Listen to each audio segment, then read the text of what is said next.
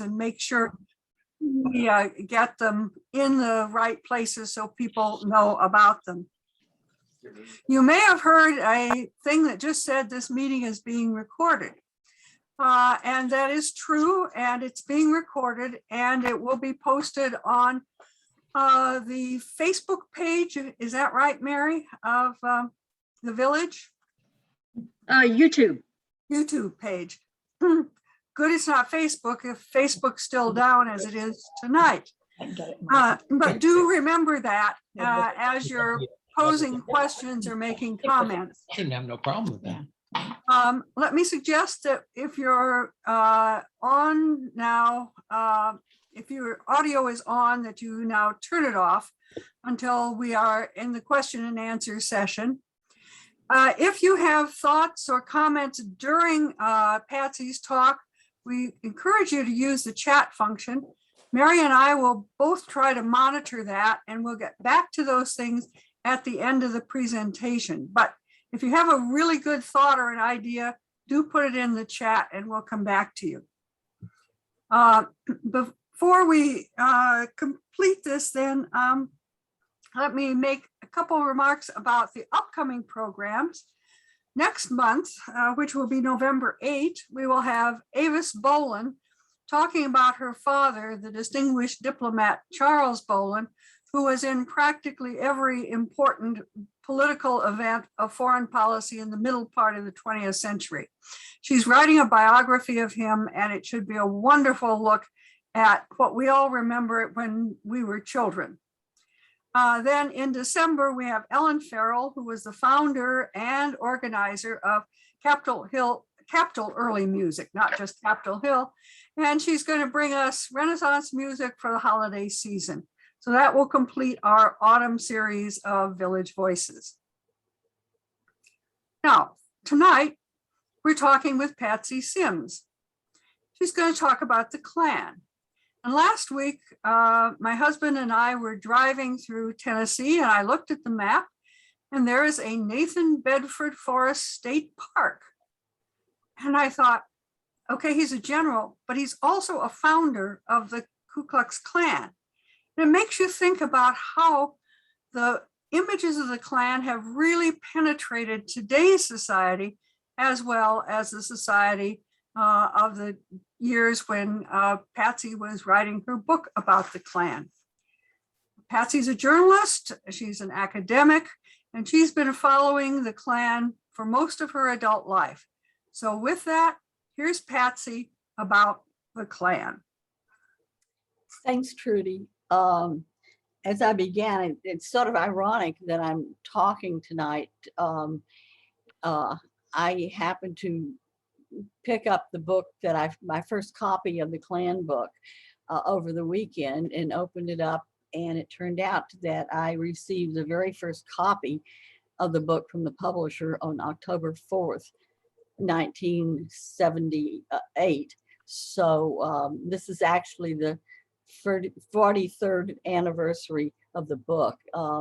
I certainly never thought when I embarked on this book in 1976 that 43 years later I would still be talking about the Klan, and actually I never thought the book would still be in print, which it is. So at any rate, I'm going to share a little bit both about getting into some of the history and some of the stuff that was happening when I wrote my book, but an awful lot also about my personal experiences in researching and doing the book.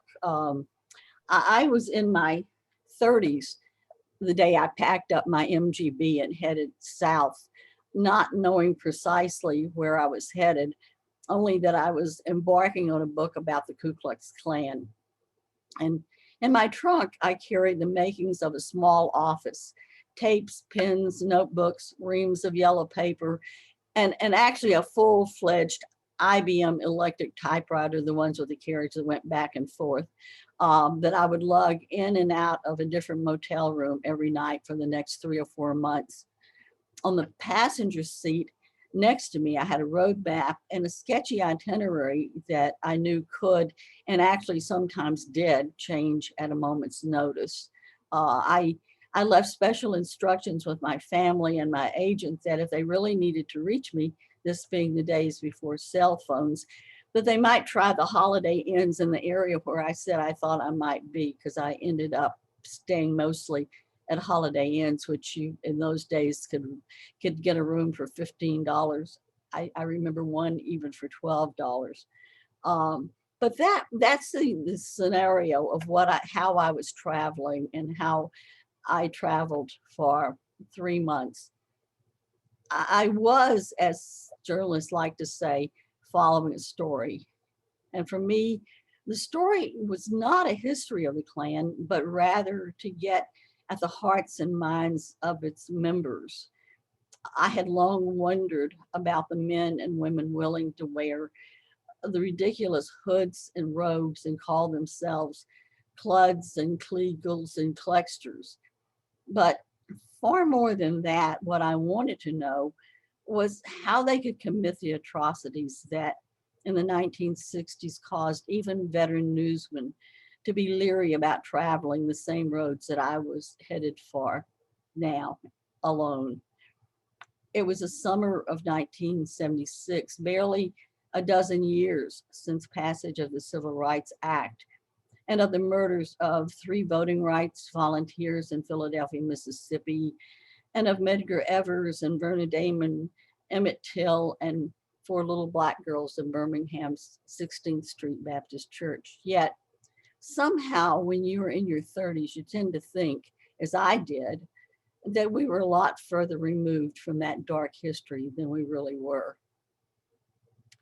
You had only to look about you to know the colored and white labels had disappeared from water fountains and restrooms, but not so much the sentiments behind them in a South where all white juries remained reluctant to convict a white person for any crime against the black, much less the crime of murder. More than 40 years later, I try to recall what I knew of the Klan prior to that summer. And in spite of my Southern roots, it was pretty much limited to what I had read in the newspapers. Unless you were black and you lived in one of the trouble spots of the South, I'm not sure many of us viewed the Klan as a prominent fixture on the Southern landscape in those 1970s. In the mid-70s, when I approached a magazine editor about writing an article on the KKK, he insisted the organization was dead, and I didn't disagree enough to argue with him. Even after I signed a book contract for this book, I viewed the project as documenting a relic out of this country's past. A month before I was scheduled to go on the road, I made a special trip to Charleston, West Virginia to attend a Klan rally, convinced it might be the only one I was likely to encounter. It was not until I started work on the book that I learned my maternal great-grandfather, had been a member of the Reconstruction Klan, and that a picture postcard I had found as a child in a bedroom closet of 50 or so masked men parading down Main Street in Beaumont, Texas, was a souvenir from the day in the 1920s when my father attended a Klan initiation at the South Texas State Fairgrounds. He was, thankfully, neither a racist nor a joiner, and never went back. And to my knowledge, spoke of that experience only once, and that was when he learned that I was doing a book on the Klan. The invitation to the initiation had come from a coworker at the time when the recently revived Klan was riding high across the country, including in Beaumont, where my parents and I lived until I was 11. It was in those days billed as a, quote, fraternal organization that attracted 4 or 5 million members and helped elect politicians of every level until its darker side emerged, with Beaumont's Claver number 7 going in for whippings and tar and featherings and at least one live cremation staged on a baseball diamond in front of a crowd, an event I learned about while sitting in the National Archives reading the yellowing clippings. I left the South in 1973 to take a job in another Philadelphia. In an interview with a corporate psychologist, had asked what I, as a Southerner, thought my biggest challenge might be working in that Eastern metropolis. I gave him the answer I knew he was looking for, that people would assume I was a racist. I don't recall his answer, but I came away with the job. Shortly before that move, I had written a 10-part newspaper series on race relations in New Orleans, and another on Black field workers who continued to live and work on the Louisiana sugar plantations where their ancestors had been slaves. Even in 1972, the conditions and treatment had changed little for the workers and their families since the Civil War. In 1975, I had traveled some of the same roads I was headed for in 1976 to write a story about the treatment of women in Southern jails. Visiting the cells where voting rights workers Michael Swerner, Andrew Goodman, and James Chaney had spent their final hours, a jail where in 1975, arrests were still designated as N, RW, or I. The latter was a vestige of Neshoba County's three-way segregation that had once forced the Choctaw Indians to travel as far as Oklahoma for high school education. When on that same assignment, that being the jail assignment, I asked to see the insides of still another jail. The sheriff narrowed his eyes and warned in a tone that didn't suggest he was joking. Not unless you get locked up, he told me after I persisted, when I asked to see the jail. After I persisted, he stood and ushered me out. Lady, he said, why don't you tear up them notes and forget you was ever in DeKalb? I still remember how very carefully I aimed the MG out of what for a time was known as Bloody Kemper County. And so I knew I was not always going to be in friendly territory that summer of 1976. And yet I felt no qualms, no apprehension as I left the interstate and headed for the dark back roads. That actually, I would say, is the beauty of being in your 30s. For the 3 months, the Klan world became my world. No 2 days, no nights the same. Each evening, no matter how late or how tired I was, I would turn on the IBM, type up my notes, and any thoughts or observations that might not have made it into my notebook, like my description of Edgar Ray Killen, the individual who was convicted of the workers of Swerner, Goodwin, and Chaney. I described him as looking like he had just gotten off a Greyhound bus. The next morning, I would be back in the MG, tracking down Klansmen, their victims, and authorities who made it their business to follow them. At first, I relied on contacts accumulated over my 15 years as a journalist to suggest individuals I might interview and sometimes to vouch for me, only to realize I needed no help. The Klan and its Saturday night rallies were not the relics I had once thought, and its members were more than willing to talk, and their remarks often brazen and unfiltered. In North Carolina, billboards like the ones that used to line our highways proclaimed, "This is Klan country." And when I stopped for gas, I was apt to encounter an attendant who would regale me for as long as I was willing to listen with tales of his own proud days in the KKK, sometimes as far back as the 20s, when the Klan was really something.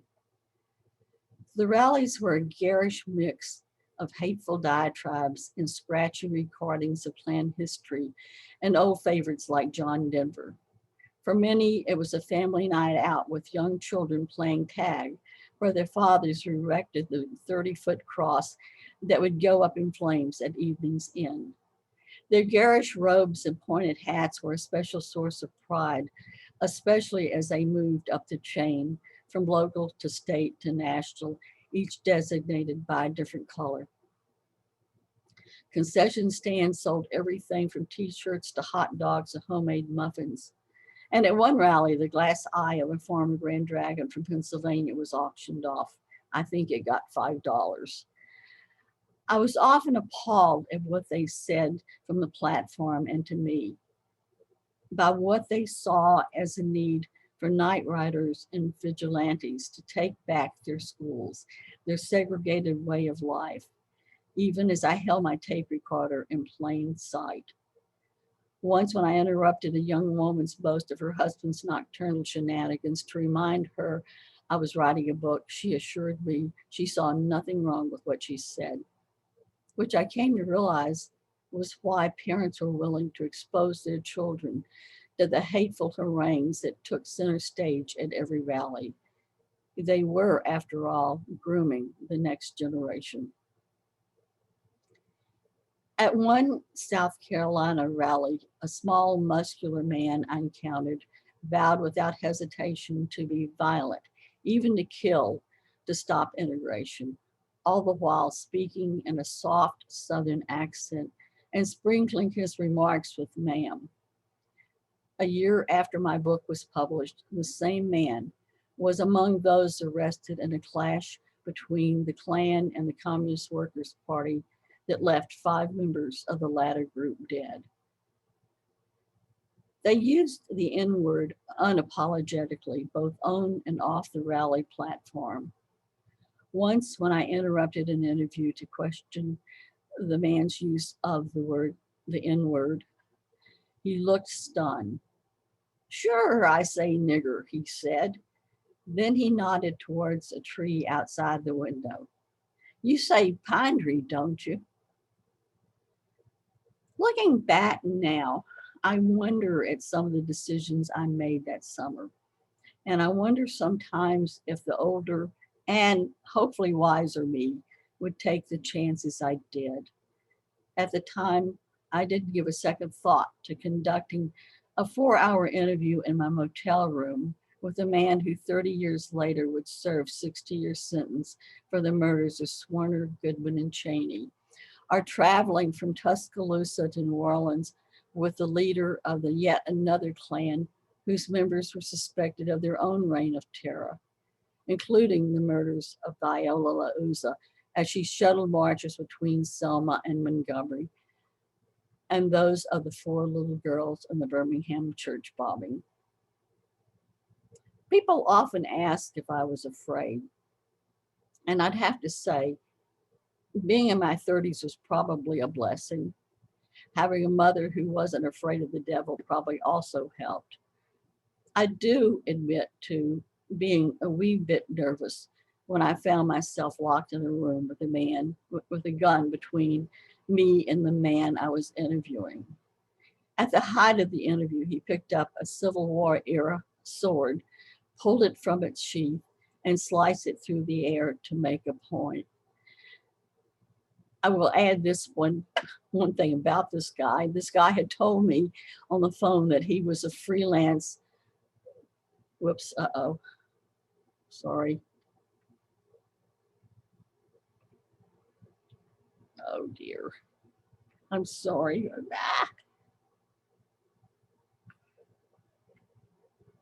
Wait a minute, I'm sorry. It's okay, can we help you with anything?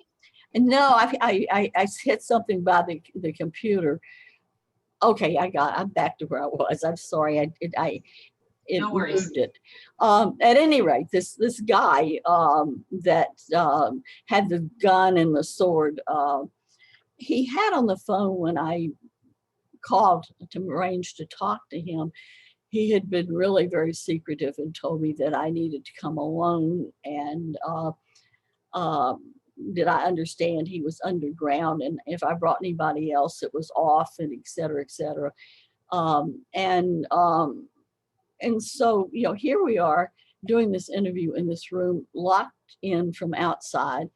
And he had said he was a freelance, I thought he said writer, or R-I-D-E-R. I learned at the end of the interview that he was really a freelance writer, W-R-I-T-E-R. And so he pulled out a suitcase of some of his writing and proceeded to read me some of his poetry, to which I, of course, said, "Oh, that is wonderful." And when I got ready to go, the guy said to me, "I've really enjoyed this. I get so tired of talking about nothing but the Klan and killing people." That being one of the I don't know if you call it humorous or whatever moments, but it was certainly not an ending that I expected to that interview.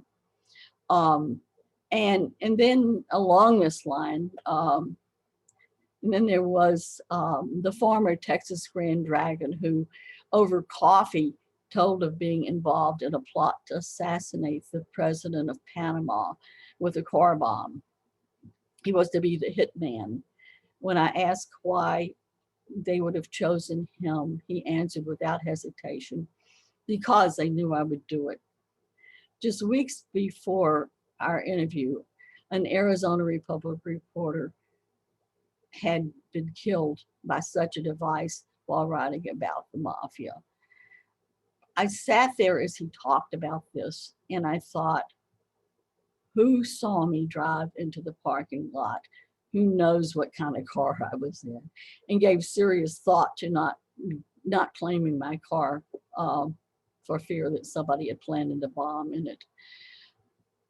But at any rate, that is a sampling of some of the things, and I think some of the scarier moments for me.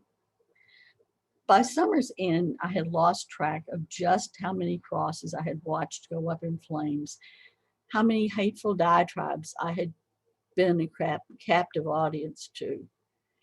The Klan I had thought dead was everywhere, and I wasn't at all sure whether I was witnessing another revival or if it only seemed that way because I was so focused on the hooded order. At every stop in my travels, I would pick up the local newspaper to find a story about Klan calling cards left under windshield wipers or crosses burned in front yards. By the time I returned home and began writing, the headlines had moved to the front pages of the Washington Post and the New York Times. The Anti-Defamation League confirmed that the three major Klan groups had indeed grown by at least 20% in the time it had taken me to research the book, with most observers crediting the increase to David Duke and a savvy new breed of Klan leaders who were adept at using the hard economic times and a growing backlash against affirmative action to swell their ranks. At the time, Duke was a fresh-faced young man in his mid-20s with a degree in history and a reputation as a Nazi of LSU after picketing attorney William Kunstler in a stormtrooper uniform, complete with a swastika armband. He seldom wore a robe, often preferring a suit, that summer mainly a white suit, for much of the time. For a time, he and his Knights of the Ku Klux Klan rode the crest, but even then, his ranks had begun to erode, and by 1980, his former Lieutenant Bill Wilkinson emerged as a leader of the country's fastest growing and most violence-prone Klan. During my research, Wilkinson had seemed a minor player, overshadowed by the more charismatic Duke. And later, when we appeared together on a New York talk show, he delighted in chiding me for not taking him more seriously. Electric contractor from Denham Springs, Louisiana. He was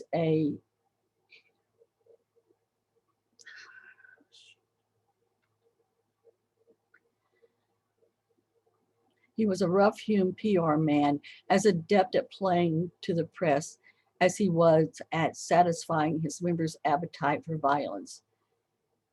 He frequently appeared at rallies with armed bodyguards, boasting, "These guns ain't for killing rabbits, they're for wasting people." He eventually finished off Duke by tricking his fellow Louisianan into believing he would buy the Knights membership list for $35,000 and then sending secret tapes of the telephone conversation to the media.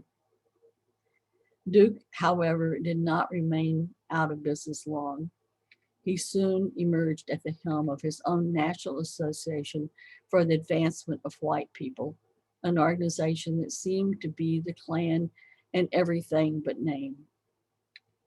At that point, the Klan was an estimated 12,000 strong and growing, but its days were numbered. Late in the summer of 1979, I received a call from civil rights veteran C.T. Vivian inviting me to a gathering of activists to discuss the growing threat from the Klan. By the close of that weekend, the first steps had been taken towards forming a movement to combat the Hooded Order, a plan that was solidified into the National Anti-Klan Network at a series of conferences in Atlanta and Washington. That came with its own set of experience for me, the chance to get to know and to work with civil rights leaders I had long admired. I also had the opportunity to speak from MLK's pulpit, which continues to be something that I really am glad I got to do. A year later, the Southern Poverty Law Center launched what would become the Klan's most formidable opponent, the Klan Watch Project. The brainchild of civil rights attorney Morris Dees. The project's mission was to serve as an information and education bank and to file lawsuits against the Klan groups for violating the rights of minorities. A month after its founding, Dees and Klan Watch attorneys filed what proved to be the undoing of Wilkinson and his invisible empire, a suit seeking $1 million in damages from him and 20 of his members for the participants of a Decatur, Alabama protest march disrupted by club-wielding Klansmen.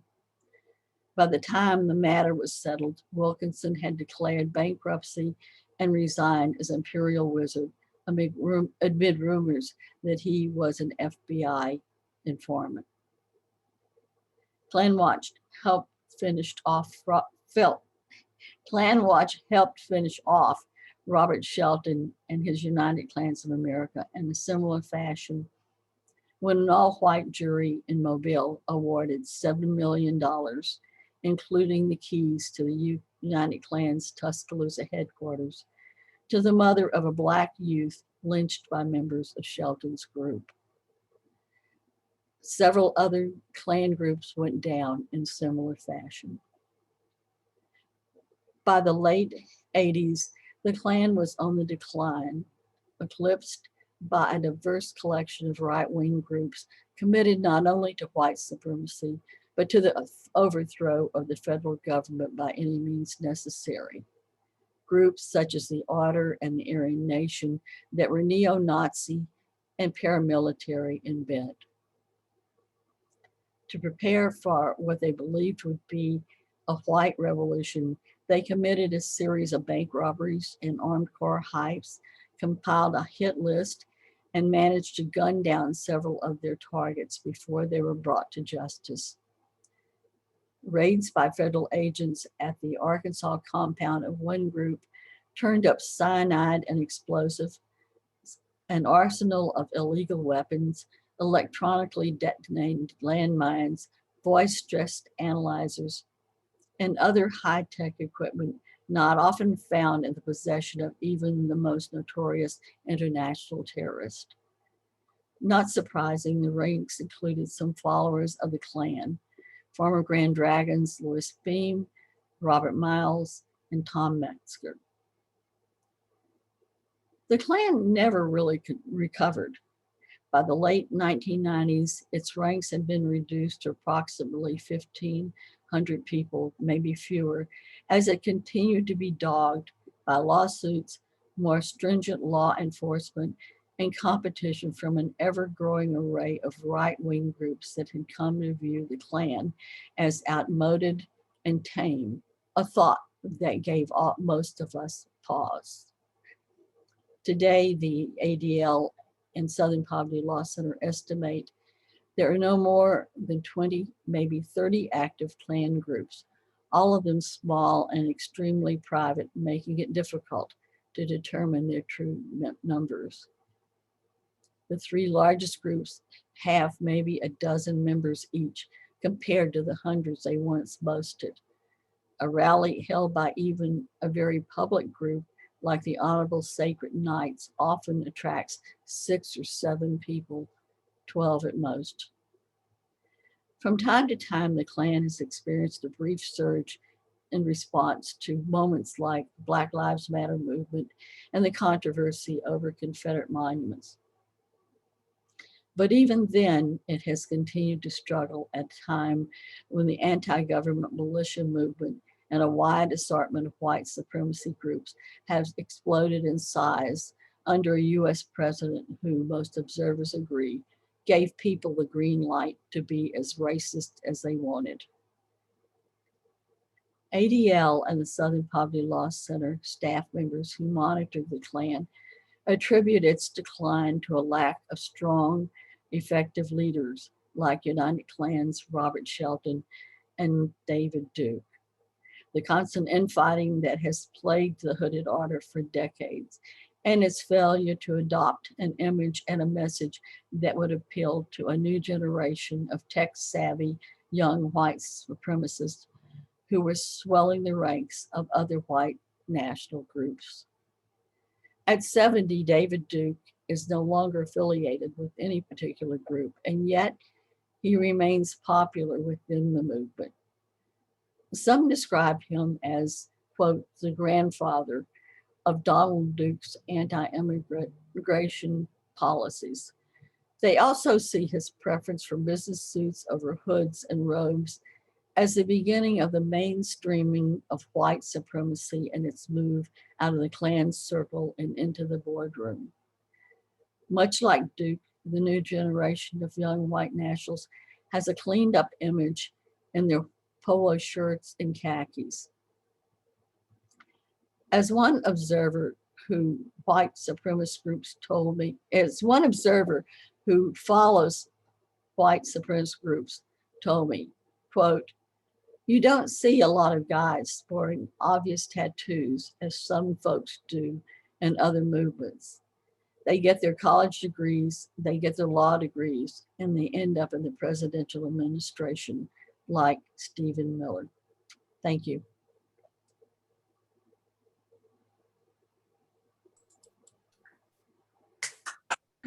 Patsy, would you like to tell them about the pictures that you've got? We can Yes. share. Sure. These are just a collection of pictures that a photographer took of me during some of my research. If you put them up, do you want to put them up? Yeah. That was taken at a big rally by David Duke in a suburb of New Orleans. And this just was a guy who was there. And these were, I don't remember what we were talking about, but it was a huge gathering at a big forum. And that was what that was. This is a David Duke group. David Duke, that weekend of that other rally, was having, it was sort of like a special conference, and these people from these, supremacists from all over the country, even from Canada, had shown up for it. And Duke and one of his other people had gotten arrested the night before. And at this moment, I can't remember now what it was about, but it was a lot of hubbub. And he loved it, actually, because it gave him a lot more attention. But at any rate, they ended having a parade. And this was the Klan parade. This is the French Quarter in New Orleans. Originally, the picture had the full width of there was a full width across the street of Klan's people. And I'm there. The other person in front of me was a newspaper reporter. But that's what is happening there. As they went along, they were shouting, what do we want? White power, and which was one of their favorite chants. this is an old guy who showed up again. This was in, well, I think this was at the rally. I first met up with this guy in Jackson Square in New Orleans, but I don't remember how old he was, but he was pretty old. And they really treated him like he was really a hero because he was so old. And so they sort of looked after him. Anyway, that was what that was. There was, and this is Robert Sheldon. This was one of the big leaders in the Klan in the 60s and 70s. He was really especially big in the 60s. He lived, I think he's dead now, but he lived in Tuscaloosa. And he ended up, he was one of several that ended up serving a prison time for not turning over his names of his membership list to the HUAC committee in the 60s. But he was the one that he had this really big, fancy, expensive camper and that I rode with him just to see how he traveled from Tuscaloosa to, this is Covington, Louisiana. Either Covington or Slidell, I can't remember now which. Is that it? Thank you. I just happened to have those because a photographer I knew ended up catching up with me as we got to Louisiana and taking some pictures. So that's what those about. Patsy, as we open it up to questions, I noticed in one of the first photographs that the third Klan's person in that image was a woman. Will you talk a little bit about women in the Klan? Yeah, David Duke, at that point, David Duke liked to appeal to women. And David Duke also had an edge in that a lot of the women thought David Duke was pretty attractive. So he had a number of women who were active in the women's auxiliary. There were from time to time, and depending on the group, women's auxiliaries, but they were really auxiliaries. They were not equal in membership to the men. They did not play the same kind of roles as the men did. They were more, and those at that point, used to bake cakes and that kind of thing. There was, however, one woman in Duke's who was sort of the top security person, and she really, she would, be out there sort of playing police officer when something was going on. But so just to sum up, I would say that some groups were increasingly involving women, but they continue to be auxiliary members. Not, in other words, they can never be Grand Dragon or head of a Klan. It looks like Monty Edwards has something he'd like to say. Okay. You unmute yourself, Monty. If I do this arrow, will I see him? There we go, there. Monty, There you go. Monty, we can't hear you.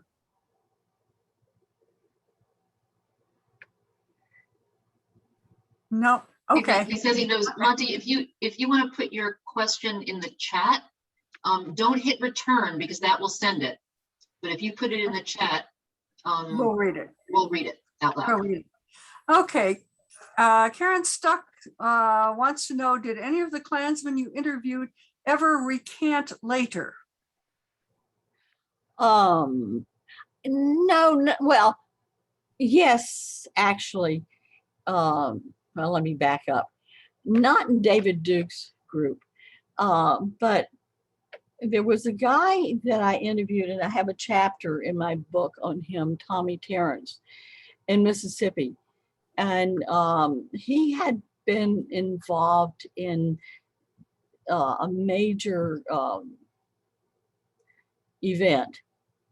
The Klan, his Klan, he was part of the White Knights of Mississippi, which I don't know how many of you people are familiar with various Klan groups, but the White Knights were probably the most vicious Klan group that's ever existed. And they were the ones behind the murders of the 3 civil rights workers, Vernon Damer. I'm not sure of this, but I think probably Emmett Till. At any rate, they were very also anti-Semitic because the Jewish community was, actively anti-Klan. And so he and a female member of the Klan were going out to plant a bomb at this Jewish leader's house. And an informer got involved. And at any rate, so when Tommy Terrence and this woman arrived there to plant the bomb in the Jewish leader's house, the FBI and the police were waiting for them, and it ended up in a shootout. And the woman was actually killed. Tommy Terrence, by the time I was doing my book, Tommy Terrence had had a change of heart. And he was actually in Parchment, and I interviewed him there. He then later ended up going to college and getting a degree and becoming a minister. He now lives actually in the suburbs of Virginia, of Washington, out in Virginia somewhere. But he is the one person that I know of that I had dealings with who had a change of heart. As I said, I have a chapter on him. He and I ended up being on TV. A little bit after my book came out, he wrote a book. An interesting thing, I think, that I've only recently, in recent years, discovered was when I interviewed Terrence. Terrence talked about the police officer and said something to the effect that the police officer came by his room and said to see how Tommy Terrence was in the hospital before they, both got out from their injuries from the shootout. And Tommy Terrence told me that he didn't think the police officer had any ill feelings about him.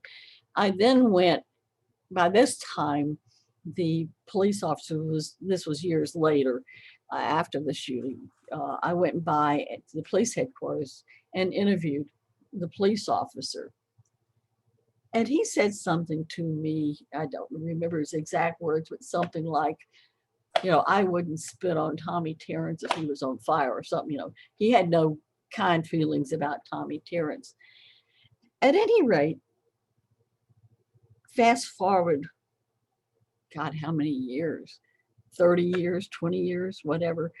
When they had the trial for Edgar Ray Killen and the murders of Swerter, Goodman, and Cheney from the Mississippi killings, when I watched that trial, this guy, this police officer, it turns out that, unbeknownst to me, when I interviewed him, he was both a police officer and a Klan member. He was no longer in the Klan. It had become a police chief, but that was one of these things that I had no way of knowing until years later, that when it was all very public, that at the time I had talked to this police officer, he had actually been involved in the Klan. We have a question from either Larry Pearl or Ann Woboldorf. You want to unmute yourself? Nope. Nope, they're saying no. Okay, let me skip to Karen Brannon. Do you want to unmute yourself and ask your question? Yeah, hi Patsy. I'm trying to Were you get it up able there. to learn and publish anything that led to charges and prosecutions? What? Were you able to get anyone prosecuted with what you wrote? I don't think so.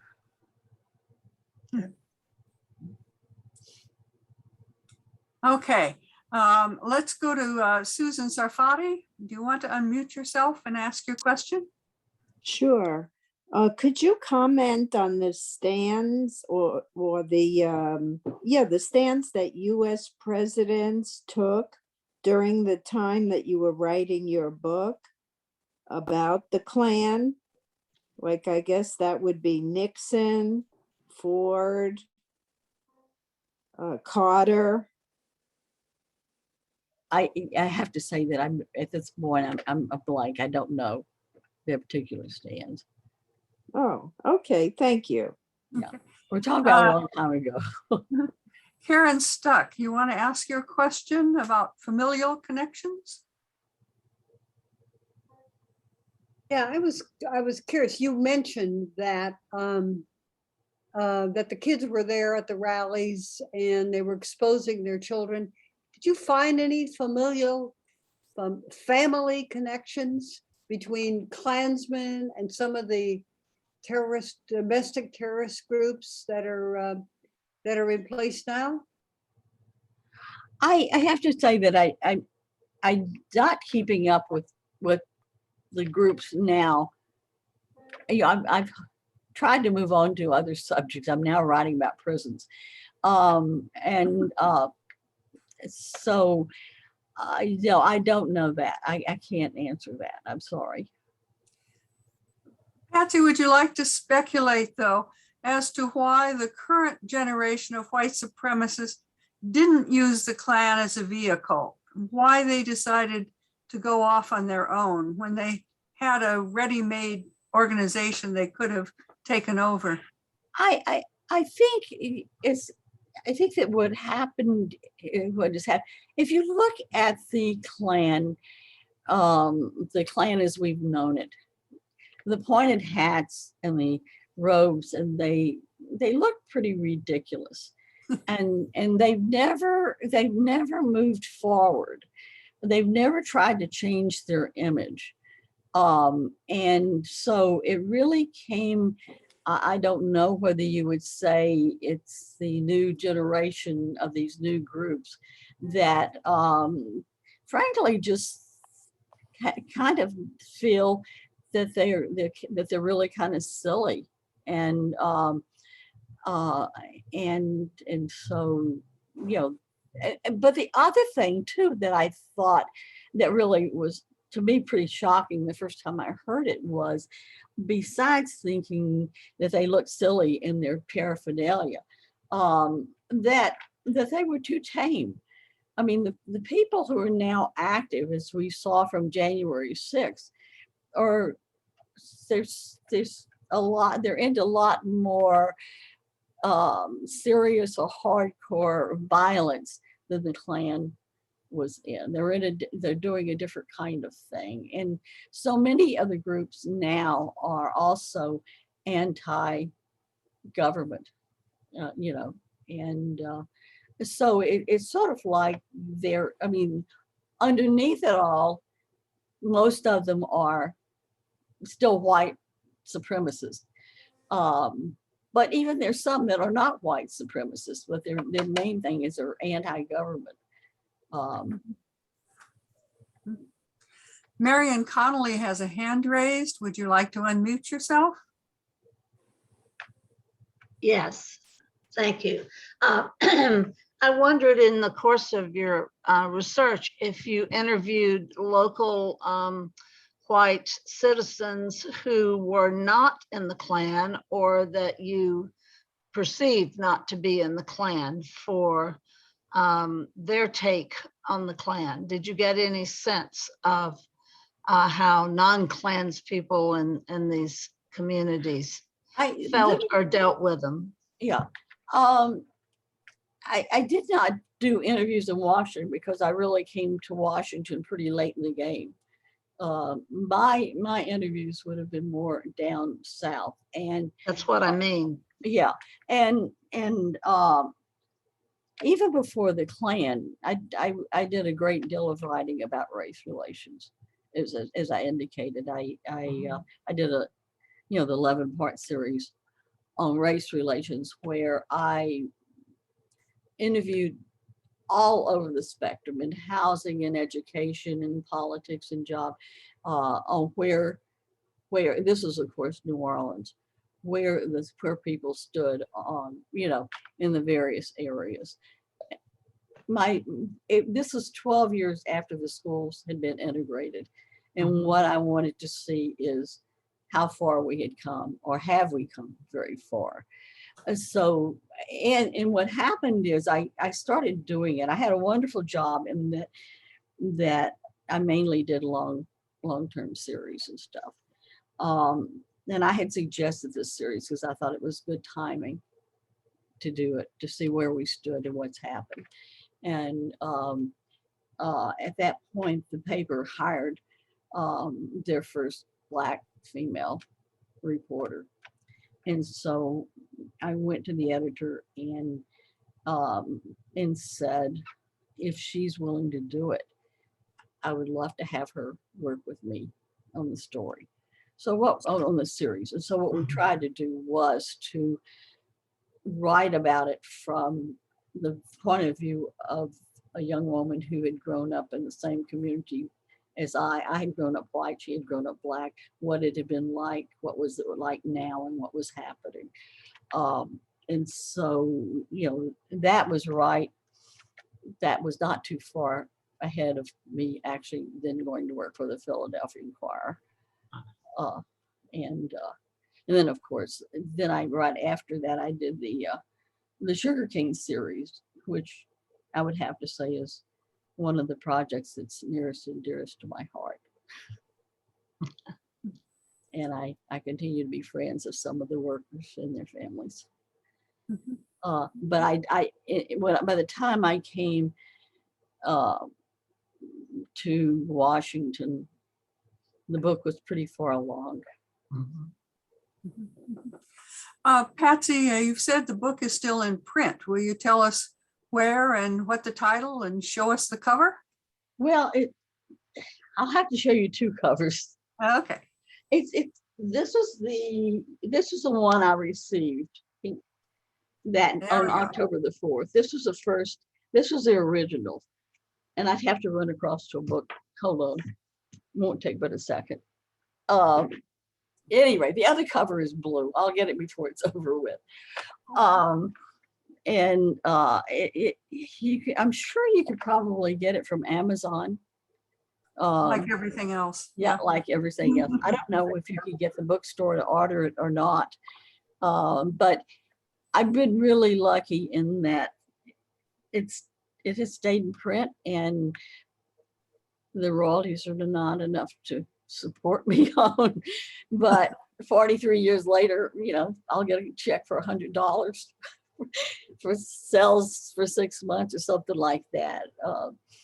And what happened is, I won't go into all the ins and outs because the original publisher went bankrupt, and the rights then reverted to a printer who he apparently owed a lot of money. So they formed a publishing company, and they brought out essentially the same thing, same cover, just different publisher. But in the early 90s, an editor from University of Georgia Press came to the University of Pittsburgh where I was teaching, and was interested in talking to people who might have manuscripts. And I ended up talking to her because I sort of had this dream that I would love to have my Klan book, my sugarcane book, and I did a book on tent revivals, sort of as a Southern trilogy. But at any rate, that didn't happen. But what happened is that she bought the rights for the sugarcane book, and University of Georgia brought it out. And then, but this is a long-winded way. This is a Southern storyteller where you do loops, etc. But any rate, she eventually went to work for University of Kentucky Press. So in the, I guess, by the time it happened, the late 90s, I found out that they had like, I don't remember, something like 30 copies still in print. And so I bought those 30 copies so that I could say it was out of print and sell the rights to Kentucky. Anyway, so that's this long history that it's come out in many, many forms. Is there anyone else with a question? I don't see any in the chat, and we're not seeing raised hands. If not, thank you very, very much, Patsy, for a really interesting talk.